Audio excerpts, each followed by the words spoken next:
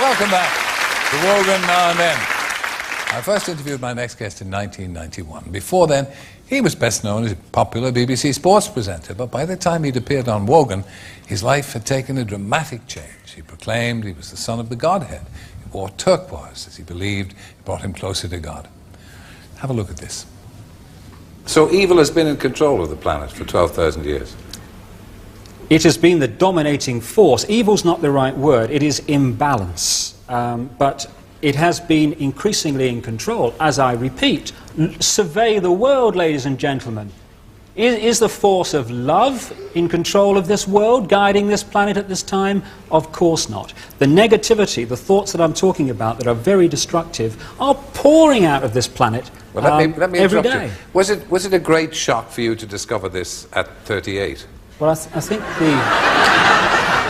the word is gobsmacked. But again, you know, the best way of removing negativity is to laugh and be joyous. So I'm delighted that there's so much laughter in the audience tonight.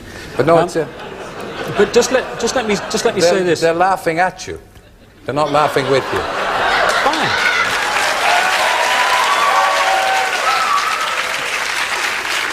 I didn't mean that to be hurtful. Terry. I don't want you to misinterpret it. They're not laughing in sympathy with you.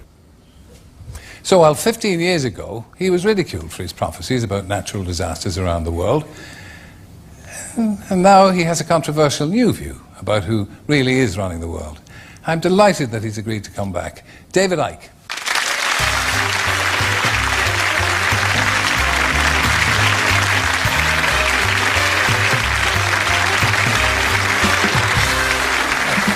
Thank you, no problem. Nice to see you. Thank you. Now, again, when I see that, I'm slightly embarrassed by it because I thought I was a bit sharp with that comment. So, and at the time I said I didn't mean it to embarrass you. So, that interview at the time, it changed everything for you, didn't it? Well, it changed everything in the sense of I couldn't walk down any street in Britain without being laughed at by most of the people. Going in a pub, there was uproar. A comedian only had to say my name to get a laugh. And what that does is it reveals to you the level of immaturity that passes for adulthood in this country, whereby clearly a guy was going through an incredible experience. And instead of being mature and saying, why is this guy gone from being this, what you would call straight, normal television presenter, to how he is now. This is interesting. What's happening here? Instead, and I heard the ripples of laughter 16 years on when my name was mentioned, people just laughed. But the other, which gave me a real insight, especially given what I'm doing now in my books, about how easy it is for the few to control the many. Because the many, you know, we laugh at sheep because sheep just follow the one in front. Ah, stupid sheep. We humans have out-sheeped the sheep because at least the sheep need a sheepdog to keep them in line. Humans keep each other in line. And they do it by ridiculing or condemning anyone who commits the crime, because that's what it's become, of being different. I had a choice, Terry, at that point. I could have ended up faced with that scale of ridicule and ended up shaking in the corner, or I could have said, as I did, laugh, condemn, I don't give a damn. This is me. And if you don't like me, well, that's bad news, because this is the only me there is. And I refuse to conform and be bowed by the ridicule. And what it does, Terry, when you step out of the little box of what will other people think, how do I put this in a way that people won't think I'm crazy, you then realize how small a box you've actually been living in. But you do understand that, and I know you do, that you did make yourself a target because what you were saying was outlandish. It was, by normal standards, outlandish and outrageous, very intense. Just have a look at this. What about eruption? When may we expect tidal waves, eruptions, earthquakes? Well, because of the nature of the way the Earth has been treated over a long period of time, a tremendous amount of energy has built up within the Earth that cannot get out. If it doesn't get out, bang. So this is going to be released in a controlled manner, as controlled as possible, through earthquakes, through volcanoes and such like. If they don't happen, this is not punishment. If they don't happen, there is no Earth. You see, you're still obviously bitter about people's rejection of your ideas. No, absolutely not. What I am is frustrated at watching Orwell's 1984 unfold in front of our eyes by the day, while people focus on who shot Phil Mitchell. That is frustrating, because my children and your children, thank you, are going to have to live, indeed, in the timescale, so are we, because we're living in it now, when the most basics of freedoms are being taken away. Yeah, and this is happening all over the world, and it's coordinated. Now, if people want to think that that's all happening by accident, please be my guest. I don't give a damn. But the evidence is that it's not. Eh? If it's controlled, it's not happening by accident.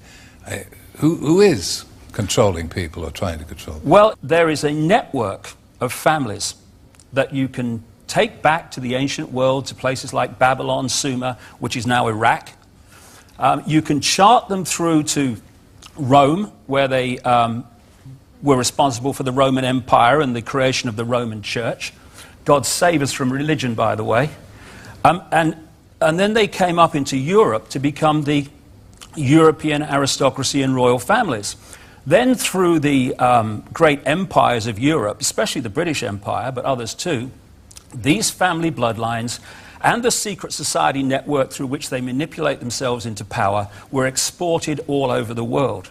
And then when the point came where the European colonial powers appeared to give independence to these countries, that was only on the surface. What actually happened was the family bloodlines and the secret society network through which they manipulate was left out in these former colonies, and they've gone on controlling them ever since. So what you have is a hidden hand where events are manipulated, like 9/11, which not just me, but endless other researchers now around the world have taken apart the official story.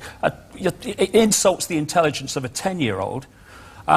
And you have a hidden hand manipulating events, and the whole goal of it is centralization of power to the point where humans are little more than controlled clones. Who's the hidden hand? I mean, who are these hidden hands? This network of families I'm talking about.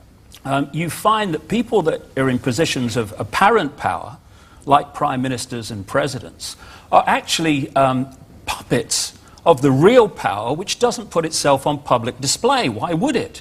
I mean, does anyone really think that George W. Bush is running America? He probably couldn't tie his shoelaces, never mind run a country. Let me tell you this. Tell me about the project for the new American century. Tell me about it. I know nothing about it. Exactly. Well, let me tell you then something that you should know about. And this is written down. In the 1990s, an organization was created in America called the Project for the New American Century. The people who created it were the people that have run the Bush administration from the moment it came to power. In the year 2000, in September, the Project for the New American Century produced a report, a document, calling for a series of conquests of countries, one of which was Iraq. It actually says in the document, words to the effect of, we must use the excuse of Saddam Hussein to go into Iraq. But look, can I interrupt? No, hold a second. No, but honestly, no. Honestly, you see this? See, but this is the thing, Terry, you see. No, but honestly. You say to me... America is an open society, isn't it? Oh, please. It's not an open society. I've got some seafront property in Birmingham, Terry, you might like to buy, mate, honestly. Please. Please. David. And they say I'm crazy and weird. America is an open society. My Well, God. I thought in my innocence that most Americans would know what was going on in America. Oh, God. But it's all, you know it all, and... Oh, see, you talked about cheap jibes. That's a cheap jibe. No, it's I'm not. not claiming I know it all. I'm saying that I've been to 40 countries. I've spent enormous amount of time in America talking to people who do know what's going on, victims of what's going on, and I'm passing this over to people. But Now, don't sure. You see how preposterous it is? What, the fact that you think America's an open society? No. Absolutely ludicrous, Terry. I've never heard anything so stupid in your life. Okay. Thank you, ladies and gentlemen. David Icke, thank you. Good luck with your mission. Pleasure. Thank you. So join me.